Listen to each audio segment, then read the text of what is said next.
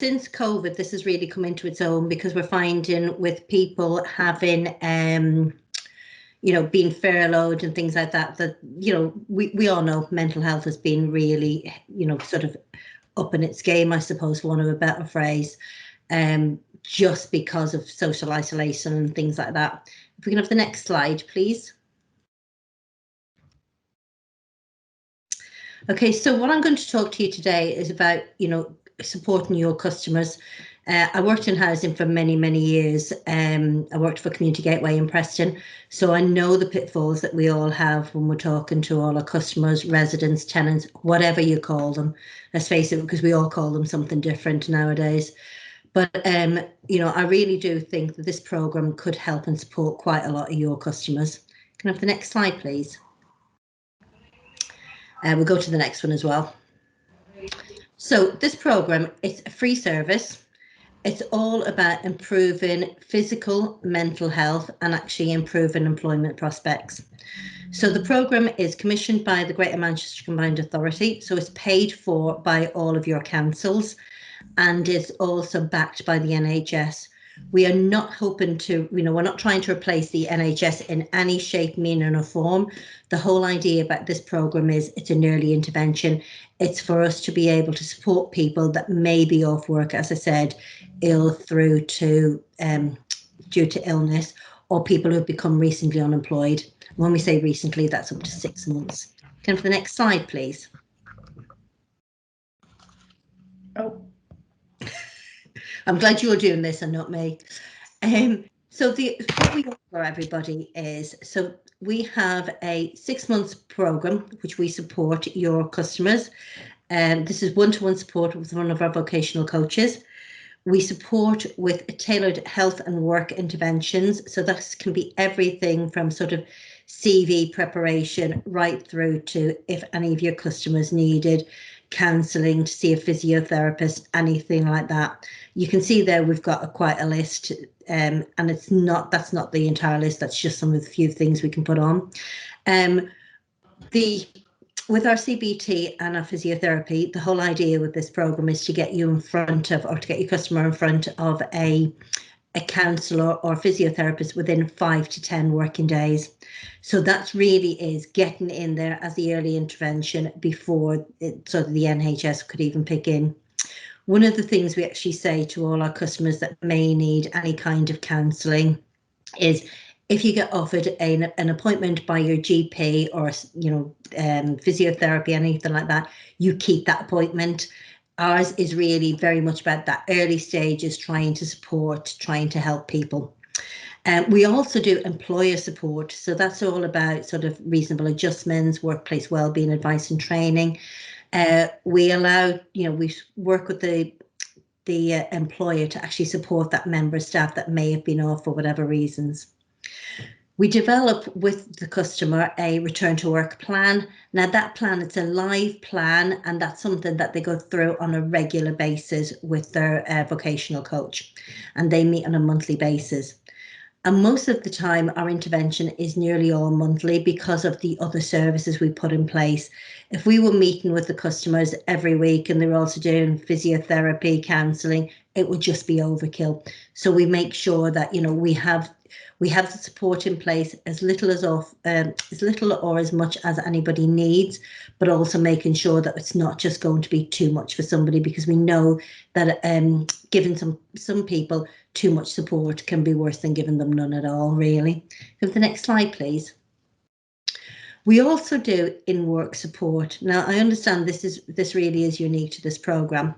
So for the 6 months that we work with people, if they return to work in that 6 months, we will still work with them. They can still stay on the programme with us. The vocational coaches, which is the VRCs, they can offer reasonable adjustments, and this includes discussions with the employer, as long as the employee gives a permission, obviously. And we can support them through the Access to Work Fund. So if they need to make any applications to that, we can support and help them with those.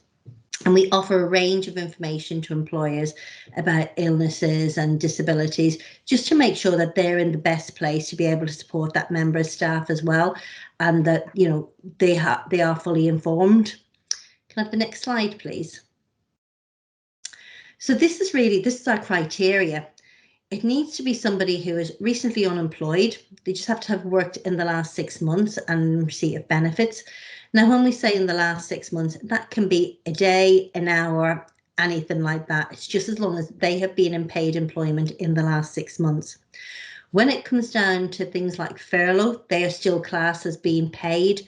So even if they were furloughed from sort of the beginning of COVID last March and they only recently become unemployed, they still qualify for our programme. They have to have a health condition. That is one of the criteria. Now, that doesn't have to be something that has been officially diagnosed by a GP. So things like stress, anxiety and depression, although they don't need to be diagnosed by a GP, as long as somebody expresses that's what their illness is. We can also support people on this programme that are self-employed. And that just means if they're self-employed, the only criteria for that is, again, they need to have a health condition, but they need to be unable to take on any new work. So, for example, I've got a guy in our books who is a joiner, and he hasn't been able to take on any new work there for quite some time. So what he did was he employed just a labourer, somebody that could lift all the heavy goods that would support him because of his back condition. We've managed to get him physiotherapy and he's now on the road to recovery, still employing the labourer, so it's a win-win for him, but he is getting the support he needs. And as I mentioned at the beginning, somebody who's employed but off work for 6 months or up to 6 months due to a health condition, and they work for somebody who has under 250 staff. And that can actually be some of the bigger companies that the customer may not want to go through the internal employee support programme. There is that sort of external help if they need them. Can I have the next slide, please? So referring a customer to us or one of your residents to us, easy. Just give me a ring. I will contact that person within 48 hours. I tend to be honest and do it sort of straight away on the same day of the call, because if you call somebody a bit later, they tend to forget why you're ringing them. So I always try to keep it really, really relevant and really close to the time we get the referral. We do a sort of a triage and we do the welcome call to the Working Well Early Help. So we tell them about the programme, explain what the benefits are. Because this programme is voluntary in every way, we do give people that choice. So even after speaking to them for an hour, they may decide the programme is not for them. We don't leave anybody high and dry. We always try to make sure that there is somewhere else to refer them on to. Even if that's just back to, the housing association, job clubs, whatever, we will always try and make sure that we're passing them on to somebody else if we can support them.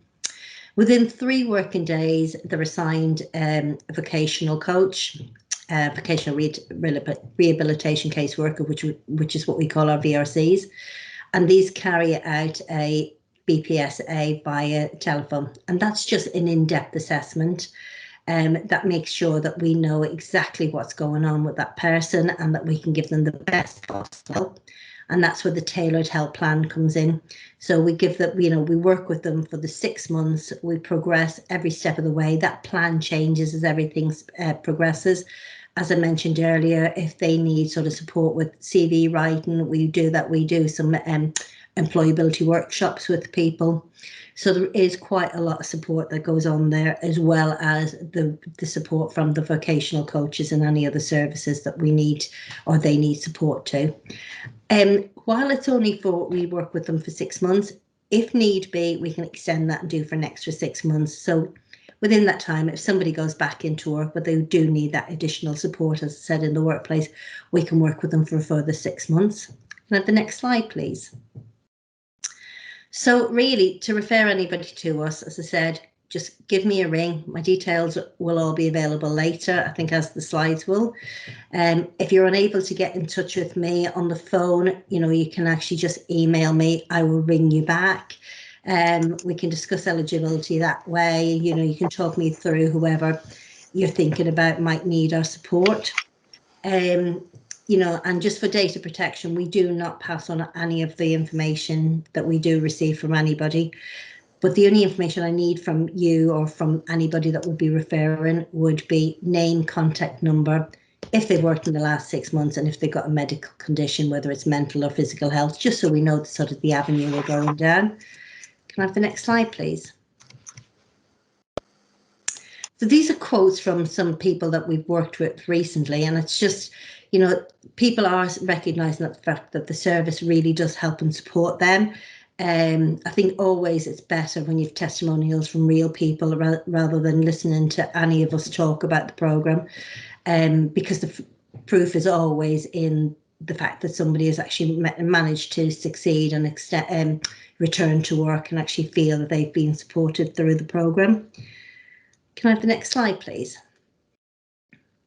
So as I said, you know, if you've got anybody you're working with, we know from, you know, I know from conversations with some other housing associations in the Greater Manchester area that your rent arrears are going through the roof because people that have never ever planned to be unemployed are just currently not working through no fault of their own. You know, I had a guy the other day, 45 years, he has never been out of work, and now all of a sudden he finds himself being made redundant and not knowing where to start. I mentioned CV, the poor guy nearly ran for the hills because he had no idea what I was even talking about. He had never sat in an interview, he just went from one job to the other. And they're the kind of people, you know, they're your people, they're people that are living in your properties. So anything we can do to help and to sort of get them back and into work, it helps you, it helps them, and, you know, let's face it, it just helps the economy as well. So I think that's all from me for the moment. I know Nathan said questions at the end, but if there's anything pressing, Nathan, I'm happy to take it now. Yeah, thanks for that, Lorraine. Really appreciate that presentation. There has been one question that's popped up. Can you explain the difference between the Early Help Hub and the Be Well programme? Do you know what I mean when I say Be Well in terms of the Big Life Group and their Be Well programme? No, I don't, I'm afraid, no. Okay, so very quickly, Fiona, and people who've mentioned this, my understanding is that the main difference is that the Early Help Hub is targeted historically anyway towards people who are in work. And although we have partners who mainly deal with people who are out of work, I think we all recognise the challenges of customers that are in work and not able to progress or able to sustain their employment due to health issues. And I think this is where kind of like the Early Help Hub really can come into its own. Lorraine highlighted there about how quickly they can actually get to the support for that particular individual and what they need. The majority of people across Greater Manchester are all working with small to medium enterprises. So in terms of working with a large employer who's got that company health scheme in place, similar to a lot of housing providers have, that's probably not the case. And this is where I really see the benefits of the Early Help Hub coming into place. But in terms of Be Well, they do provide very similar support. The Be Well service doesn't always target people when it comes to actually moving them back into work, although that is one of their outcomes. That is my understanding. I could be wrong with that. I probably need to get someone on from Be Well to actually fully explain that further, but that is my understanding of it. Just very quickly, Lorraine, in terms of how best partners can engage with you, because obviously, is it just you? Are you the main contact for Greater Manchester, or are there different colleagues actually, across GM? There is four of us all across the Greater Manchester area, so there's four of me. But you've got my details. You can contact me anyway, and you know we can then sort of share things out. The rest of our team, we split up into various areas. So you've got I cover Bolton and Wigan. We've got other people who cover Bury and Rochdale and so on and so forth. But any of us at any given point can help and will support anybody that contacts us. So if you use me as the main point of contact, it might be easier. The other thing I would just say on the back of that, because of the way our programme is set up and because it's actually funded through the Greater Manchester Combined Authority, I won't say all the time, but most of the time it's classed as clean money. So if you've got somebody who is on another programme, an existing programme, they can sort of get help and support from us as well, because it's not directly ESF funded. Now that does change slightly when we work with the job centre because of just the way that side of the programme is funded. But you know, if you have people that are employed that are on your books and off sick for whatever reason, yeah, they can actually get support through us and then go on to other programs as well if need be. Brilliant. Thanks again, Lorraine. Really appreciate that. And we will be sharing your contact details with colleagues after the meeting. So next up, without further ado, we have Louise Loxton and Chris Wright from the Manchester College, and they're going to be talking about T-levels and T-level placements. So Chris, Louise, I don't know who's going to be taking the lead on this particular one, but it's over to you. Hi, Nathan. I'll lead off if that's okay. Could you take us to the next slide, please? So what we wanted to speak to you about today was to raise some awareness about what T-levels and our transition programme is. As it says there on the left, T-levels are a brand new level 3 technical qualification, which is equivalent to 3 A-levels. It's intended to be the government's gold standard for vocational education moving forward. There's been a long time in development and has been developed with employers sitting in the room, and is designed to give parity with A-levels for vocational education. It for the first time provides direct entry to degree study at university because it attracts UCAS points. And I suppose I've put that one in italics there because that's a phrase that's not particularly liked, but basically that says everything. It's a college-based apprenticeship programme. So instead of a student spending 80% of their time with an employer and 20% in a college doing a technical certificate and functional skills, it's the exact reverse, where a student spends 80% of their time in the college and 20% with the employer. There's a significant industry placement attached to that of 45 days over the 2 years. And it's made up of several components, just like an apprenticeship framework is. The level 2 transition year is a new technical qualification, and that's an elevator program basically. So those students who are not quite ready to study at a T-level, because a T-level has quite high entry requirements. It's got grade 6 and above for English, maths, and grade 5 and above for science. So to anybody who's a similar age to me, that's grade Bs and above. So where students don't necessarily have those entry requirements, then we do then have this transition programme which lasts for an academic year. Could we have the next slide, please?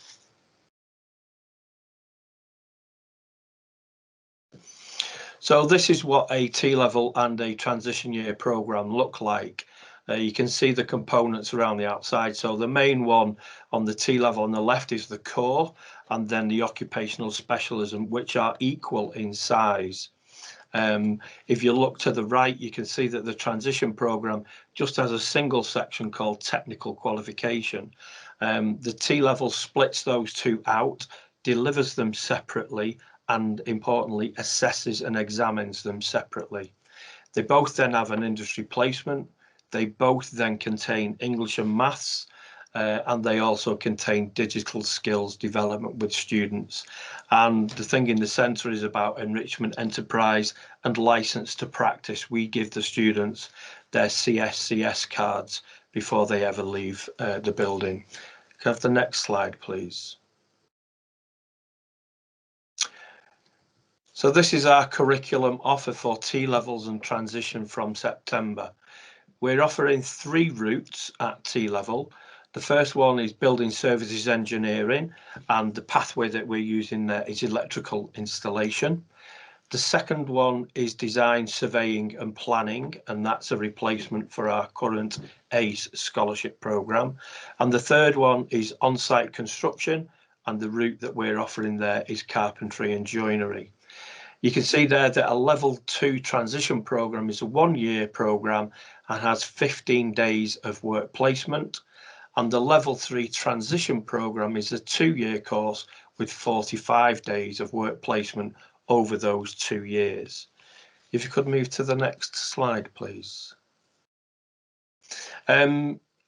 We tend to run our employer engagement around something called industry boards, and the conversation moves around that central triangle talking about business targets and solutions that the college can help with, looking at future talent pools and what your industries are going to require, and then thirdly, the conversations are around how industry experts and people like yourselves can support the college in developing an improved curriculum. Could you have the next slide, please? So we've developed two models of employer engagement with the curriculum. The first one is a consortium model. And as you can see there are 5 employers top left and 5 employers bottom right. And in the center of those employers are the students. The intention is that in the first year, the students rotate around each of the employers to get a taste for what each employer can offer and what type of work they do. But in the second year, they specialise with a particular employer. And the bottom right model is exactly the same, it's just a different group of employers. One of the things that we've done with the employers is we've asked them to look at the curriculum that a student studies, and they've performed a gap analysis. So they've told us where they think our curriculum or the Pearson curriculum is lacking in what a student would actually need to be able to join an industry. And then we've worked together to plug those gaps by developing some bespoke modules. That's fine. If you could move on, please. So this is a single employer model, and we use this one in particular at the moment with Wilmot Dixon. And what you see in that model there now is you've got Wilmot Dixon and their supply chain at the center of the diagram and the 12 students around the outside. So all of those students interact throughout the whole 2 years of the program with Wilmot Dixon and their supply chain. And the little triangles of people with the green arrows around the outside, that's intended to represent their supply chain. If you could move on, please. So that's just some of the employers that we are currently working with, who are currently involved in the consortium. And Nathan was on a meeting with us the other day where some of these employers were present. Next slide, please. So who are the students? Unashamedly, these students are the cream of the crop. They are students, like I said, who've got grade 6, which is a B+ in old money in English, maths, and a grade 5 in science. But they will also undergo a summer school selection process and an interview with an employer before they get offered a place on a T-level. For the 2 categories of students, you've got the school leavers top left, and then underneath that, we've got progressing students from our current transition programs. They need to have achieved a grade 5 at GCSE English and Maths. So we're going to put them through their resit, but they also need to have a distinction grade profile from their current course, a gold standard in terms of their trade test profile that we give to them. Again, they need to go through a summer school selection process and an interview with the employer. If you could move on, please. So in summary, the T-level is a brand new level 3 provision made up of 6 parts, which is core, occupational specialism, industry placement, English and maths, digital, and that CSCS card license to practice. And a level 2 transition is the same type of thing, but it's over a year, and the industry placement isn't as long. The summer school that I spoke about is 6 days of activity over 3 weeks, which starts on the 5th of July. It's 100% online, and it's a project-led learning piece where we're using Design, Engineer, Construct award program. So the students study a project, present to us, we grade it, and then we give the best of those students an interview. And the reason we do that summer school is because we're trying to look beyond their academic achievements and beyond the GCSE results. And we're looking to identify those students with the real talent and potential, and who have those softer skills that are listed there beneath. Can you move to the next slide, please? So if I can hand over to Louise, please. Thanks, Chris. Yeah, just to show you that we also have wraparound support for employers who engage with us, because we're very grateful for everything you can offer for our young people. And we have a team in place, and you would get, if you would wish to be involved in the work we're doing, a person who's dedicated to work with you throughout the whole process. And they will help you with these various elements you can see on the slide. So our team will support you to sort out the risk assessment paperwork, which is done electronically via a special software system that we have.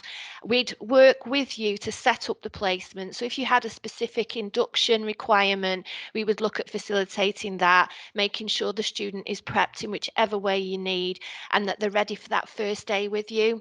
They also get prepared in bespoke employability hour sessions that are offered to these students, to all our students actually across the college. And this again flows into preparation for placement with you. Your dedicated employability coordinator will support you so that you get the right match. You get to interview the students, do a selection process that would mirror how you would hire a new recruit, and we support you with that. We also do visits. We're required by the Department for Education to visit twice physically, but we'll also make regular calls, and we check in with the students every 2 weeks, as well as mentoring them from our side on placement, so that you really are not left alone with this, but we make it as easy as possible for employers to engage with our young people. There's also some paperwork, but we keep that as simple as we can. And we create an industry placement agreement with you, which summarises the job specification that the student you would like them, the task you'd like them to focus on. We'll discuss that with you, let you see what they're learning so we can see how it aligns with what you can offer. The student will also be developing their own skills, creating their own logbook. So they'll be reflecting what they're learning and improving upon their own skills. So it's a real proactive experience for both sides. And also the coordinators will be checking in, as I said, shouting out on social media about what you're doing, maybe doing a case study if you'd like that for your social value. And we'll enroll you in our Industry Excellence Partnership Award scheme, which will again give you a set of social assets to showcase what you're doing, supporting the next generation basically of industry excellence. Okay, thanks, Chris.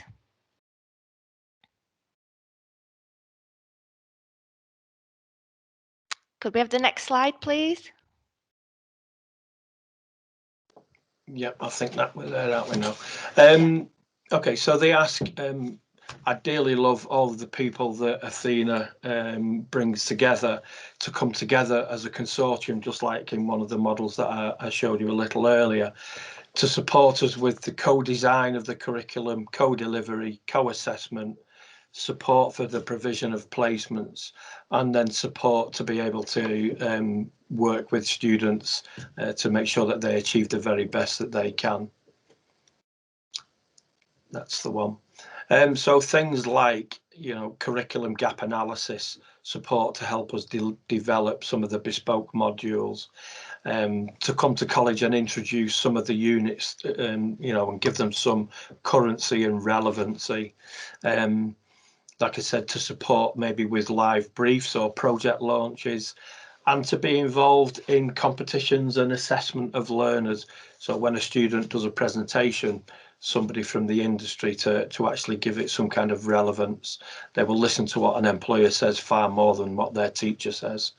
To help us provide placements for the transition and the T-level programs, and to help develop that talent pool of future employees to join your organisations. Importantly, something new that we're trying is the support element, where we're looking at getting our employer sponsors to contribute to what we're now calling in the T-levels appraisals for students. So we're coming away from the idea that a student would have a tutorial, and we're trying to align it much more to industry, so calling it an appraisal, and it will follow much more of an appraisal format than a tutorial.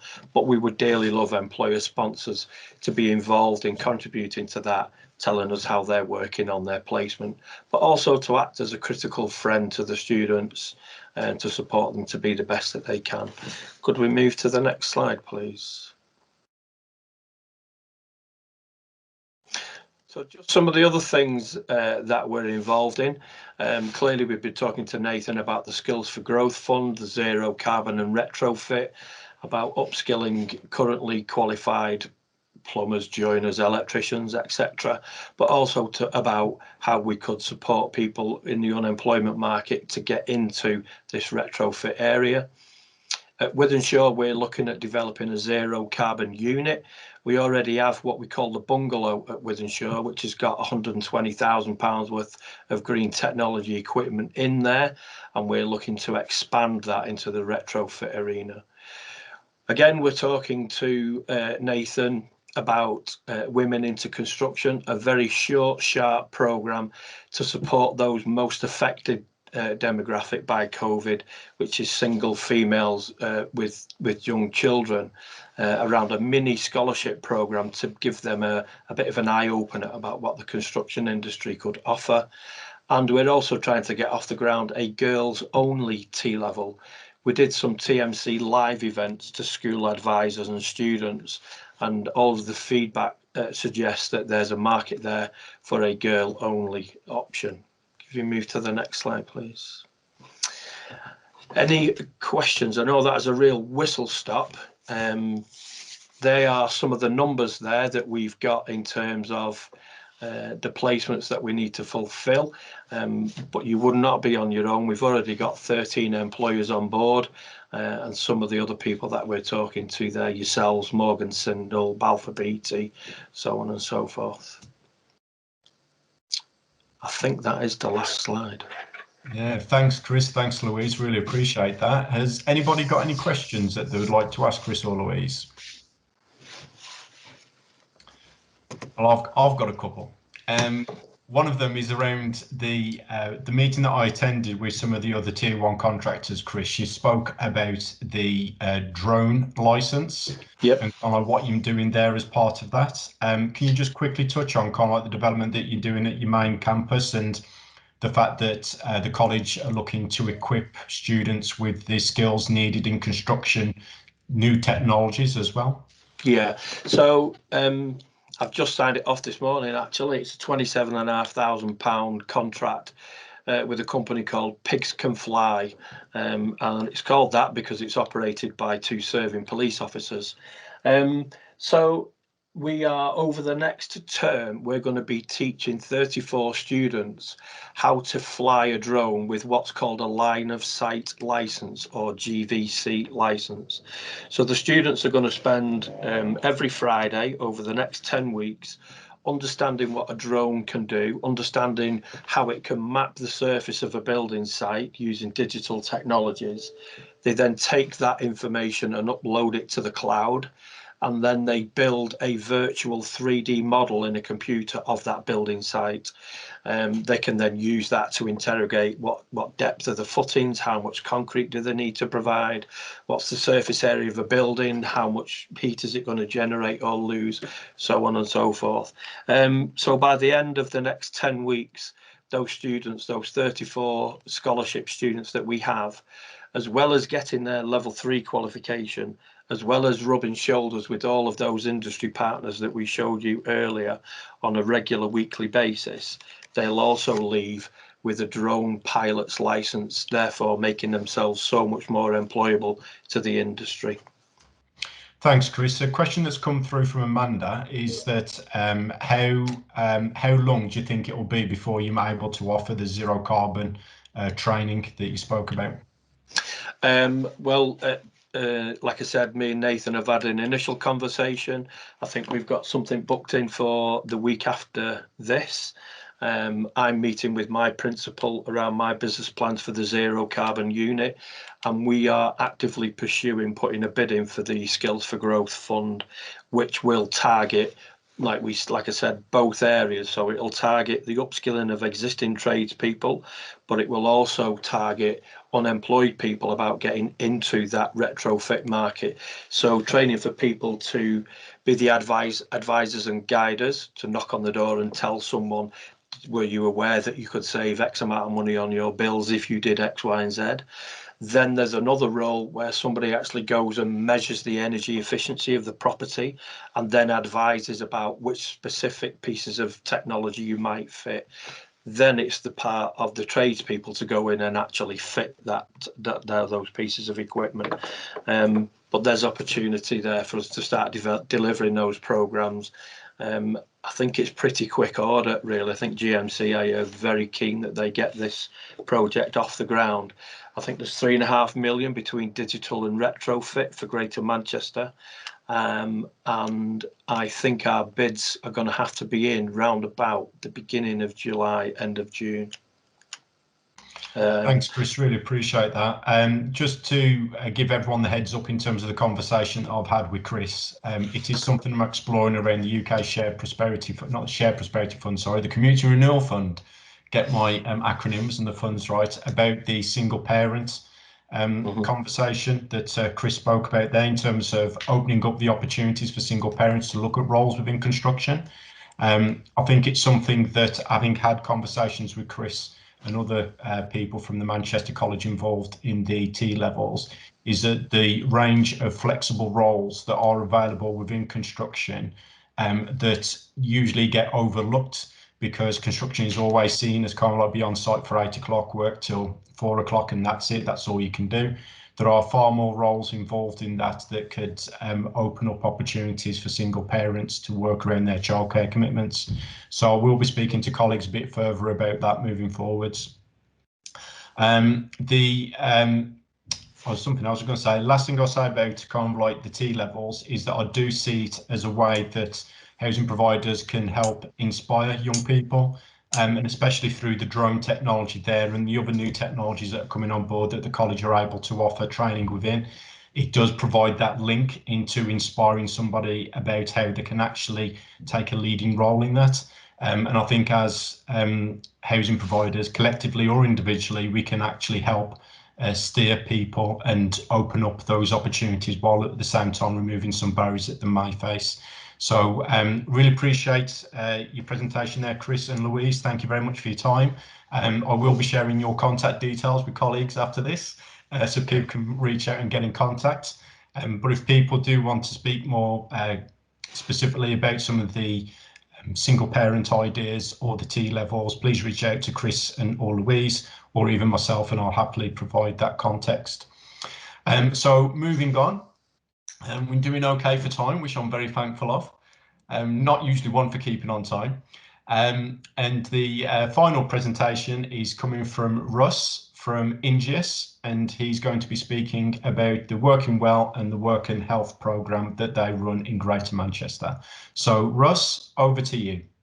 Thank you very much. Thanks, Nathan. Morning, everybody. Nice to see you this morning. Yeah, as Nathan said, I'm Russ Score. I'm the integration manager for Ingeus on the Work and Health programme, which we run across Greater Manchester. If you want to move on to the next slide, please, Abil. Thank you very much. So just a bit of background on us and the way that we're set up in Greater Manchester. As Lorraine mentioned about the Early Help programme, we are part of the GMCA commissioned Working Well provision as well. So we fall under GMCA funding. Ingeus are the prime provider for the Work and Health programme across Greater Manchester, but we also work in partnership with Plus and with the Growth Company as well. So for the housing providers that are based in or cover Manchester, Salford and Trafford, the Growth Company run the contract for us in those areas. So they will be the main points of contact for you guys over in those 3 boroughs. But in the other 7 boroughs of Greater Manchester, it's Ingeus that run the contract there. But we work in alliance together. The main thing to understand there is that it doesn't matter which area you're in, the provision is exactly the same, the contract is run exactly the same, just a couple of different names. So just a bit of clearing up on some of the names there. And together we all work as in Work GM, which is what we run the contract under the banner of. So if you move on to the next slide, please, Abil, we'll get into what the programme's actually about.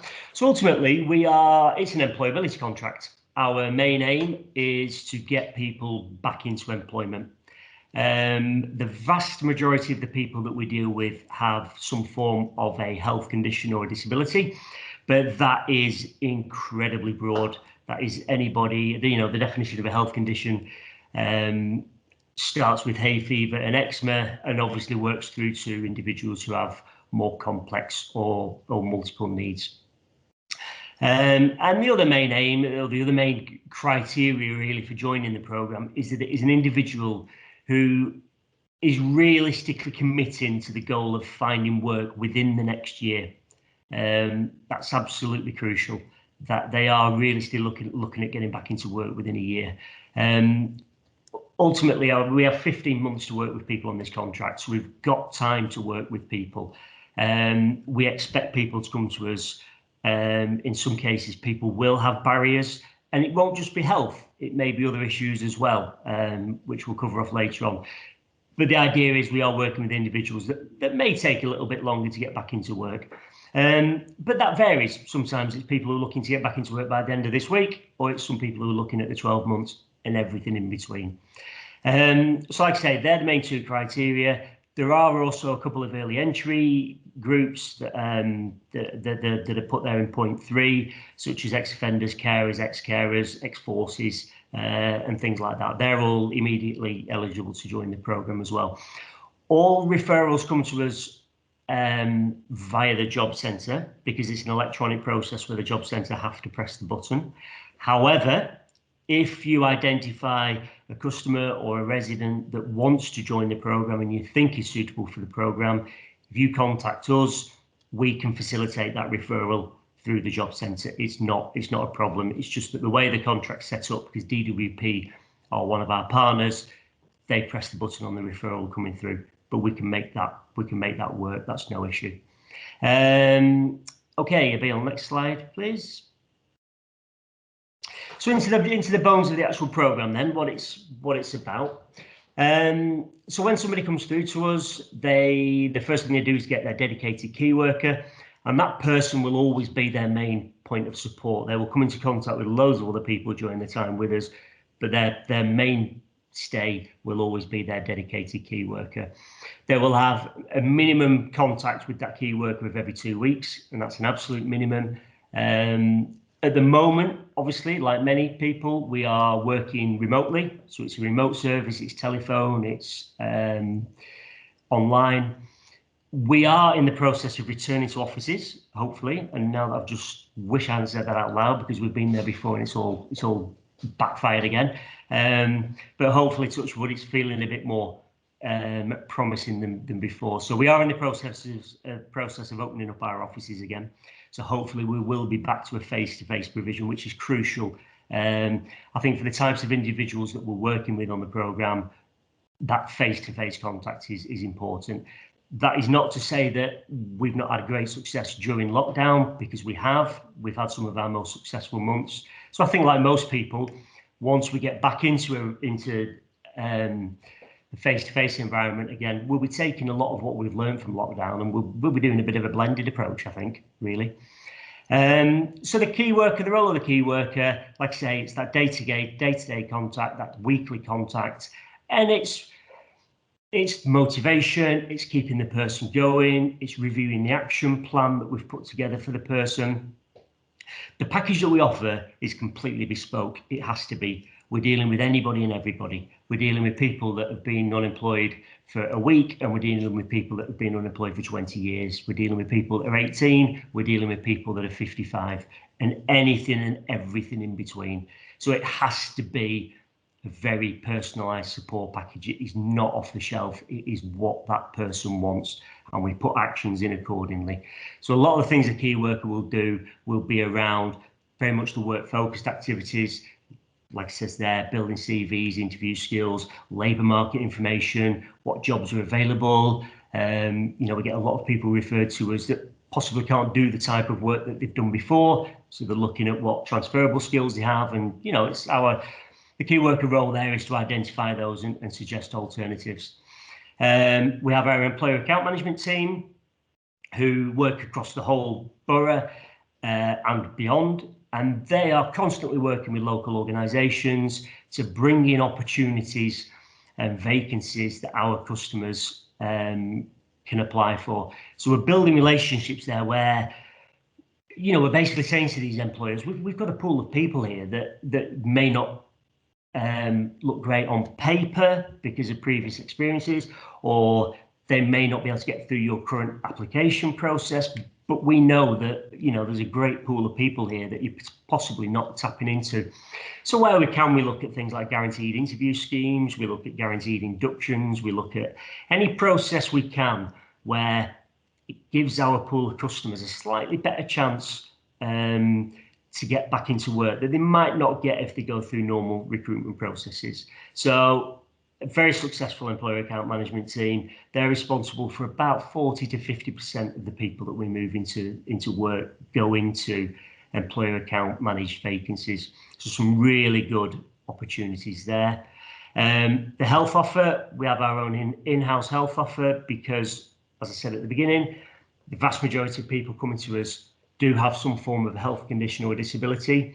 So we have two in-house teams. We have a mental health team who offer support around anxiety management, stress management, self-esteem, self-confidence, talking confidently at interviews, loads of stuff around that. And they are, you know, they are trained professionals. We've got psychologists, we've got psychotherapists, we've got qualified mental health practitioners, and they're all employed by us.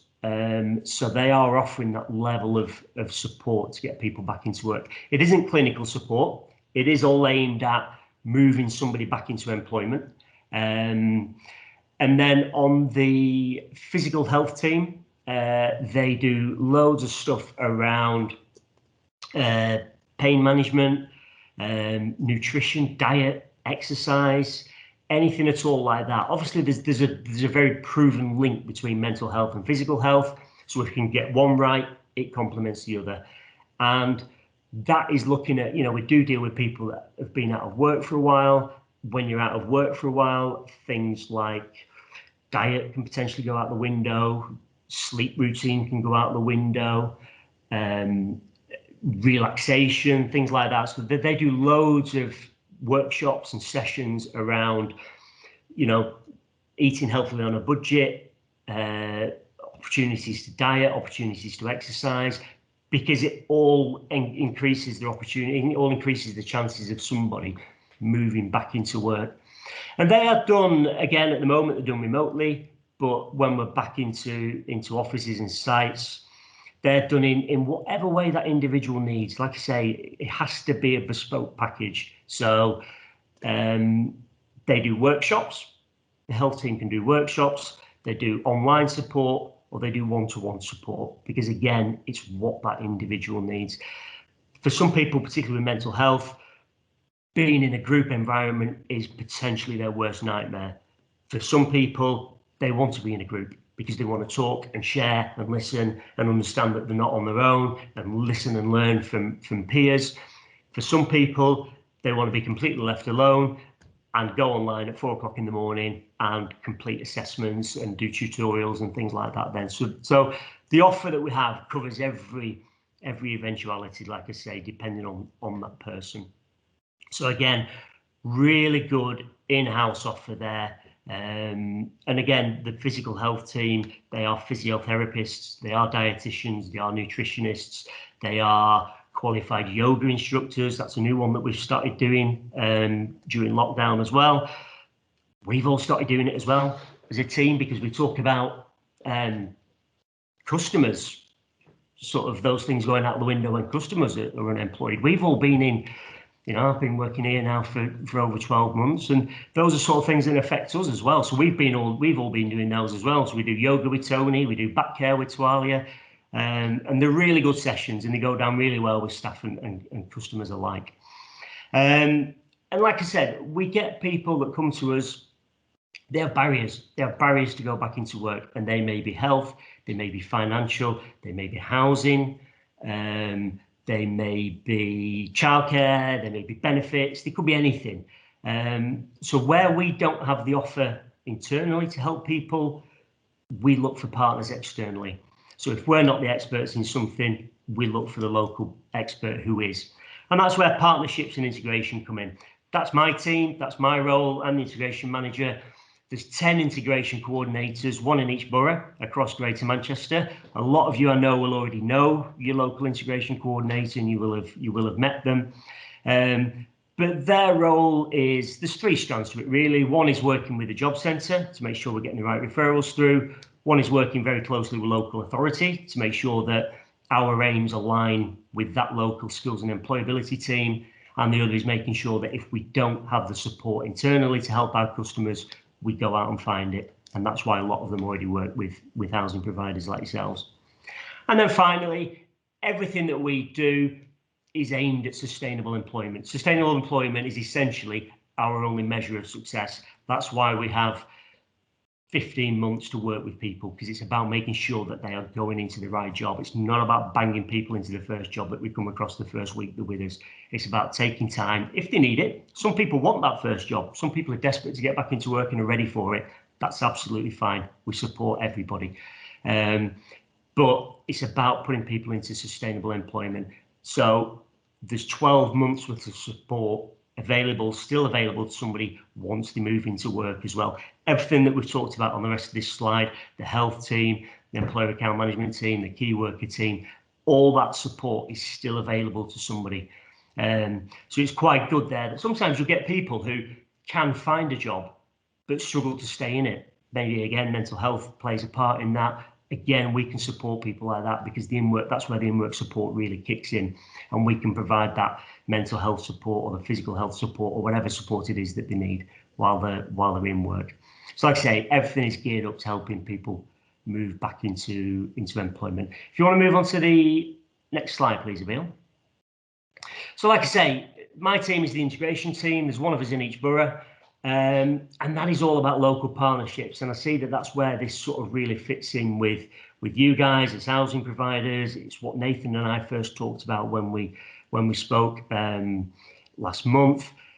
Like I say, we already work with a lot of housing providers across GM, but it's always keen to expand on that opportunity. So the way we're doing that at the moment, we've got our newish now online referral platform. Again, 6 housing providers are already signed up to the platform and already using it. And basically it was always part of GMCA's vision for the Work and Health Programme that we would roll out this online referral platform that sort of became part of an ecosystem, if you like, across the whole of Greater Manchester. So it's an online referral process where local organisations put on their provision, they put on their services, and they can put as many as they want on. And it's a really good way of building a directory so that our guys at this end can look at it and go, right, I need this course, I need this training, I need this provision, I need this health service, I need this counselling. They look on the platform, they see who does it, and then it's just a very simple, secure online referral to organisations through that process. It's free to use. It's completely commissioned. It's completely funded by between ourselves and GMCA because, like I say, it was always one of our obligations to deliver this as part of the contract. It's a really great way of partners highlighting their local provision, putting it on there, showcasing what you do, increasing referrals to that provision. Like I say, it's a big priority for GMCA, so they're using it as a tool to identify who the key stakeholders are in GM, where any gaps in service are, or who the key partners are that are delivering certain things in certain areas. Great platform to be involved in. It is going to be a part of all the new bids moving forward. We've got the new restart bid that's going through at the moment. That contract's going to start in summer. We don't know who's got it yet, but Elemental, which is the online platform, will be a huge part of that. The other thing we're looking at, like I say, we're looking at going back into the offices. But for my team, what we've been talking about from an integration point of view is we've got a clean slate. You know, COVID, we're going back after lockdown. We don't intend to work the way we did before. We already co-located in some areas with some local stakeholders. We want to do more of that. And I think housing providers are a genuine opportunity for us to be able to co-locate more, either sit with your teams for half a day a week, or one of the things Nathan and I potentially talked about was even if one of our integration coordinators sat in one of your sites or one of your community venues or whatever for a morning a week and almost did a bit of a drop-in service, you know, where we can talk about our program, but the beauty of it, and I think Lorraine touched on it before, is we don't leave anybody high and dry. And the way that the provision is set up in Greater Manchester, I'm not fighting, or the work and health programme are not looking at the same customers as Lorraine is looking for on early help. So if a resident comes to us and says, you know, has a chat and we're not the right provision for them, we will refer them to the right provision, whether it be us, whether it be Motivate, whether it be a training provider, whether it be early help, whether it be one of the other Working Well partners. So again, I think there's potentially an opportunity there for us all to work possibly a bit closer. Like I say, we're looking at this as a blank slate and a new opportunity. So, you know, more than happy to discuss any opportunities like that with any of you.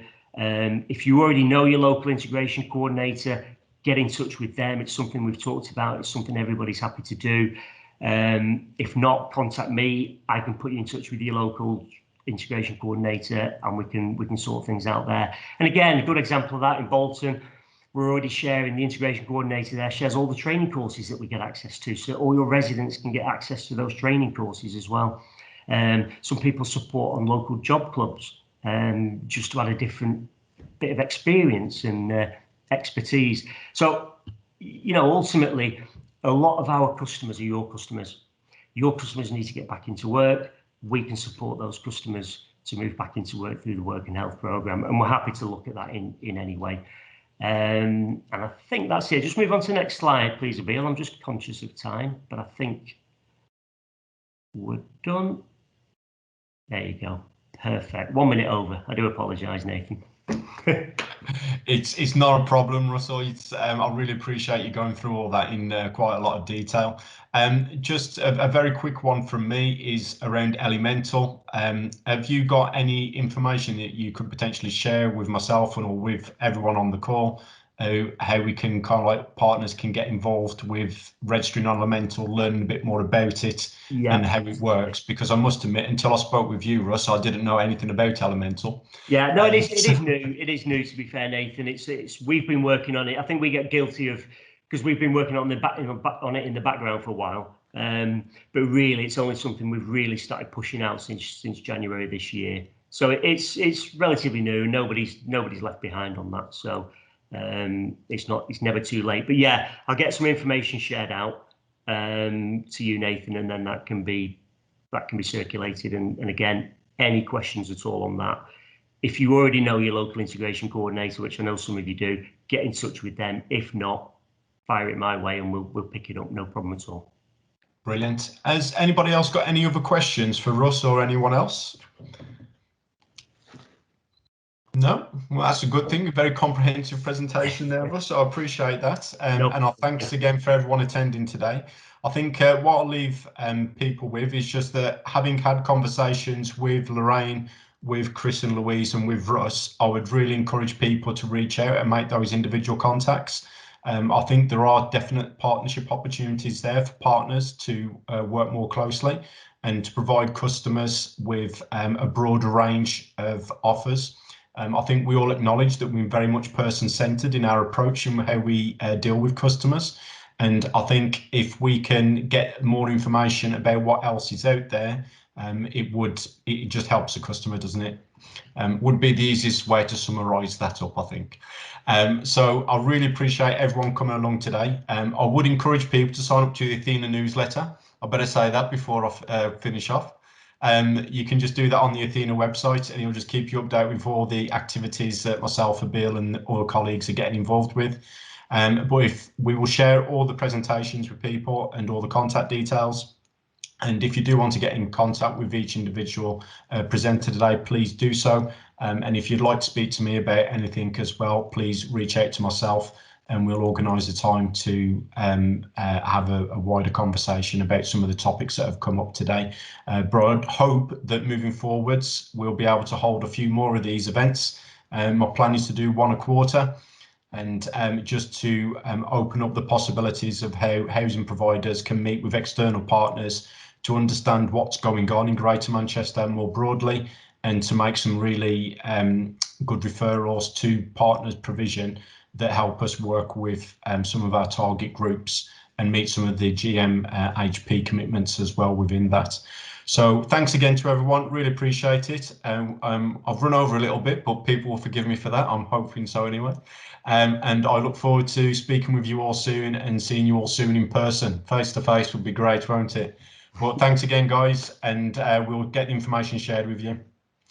See you all. Bye. Bye. Thanks. Bye. Thank you. Bye.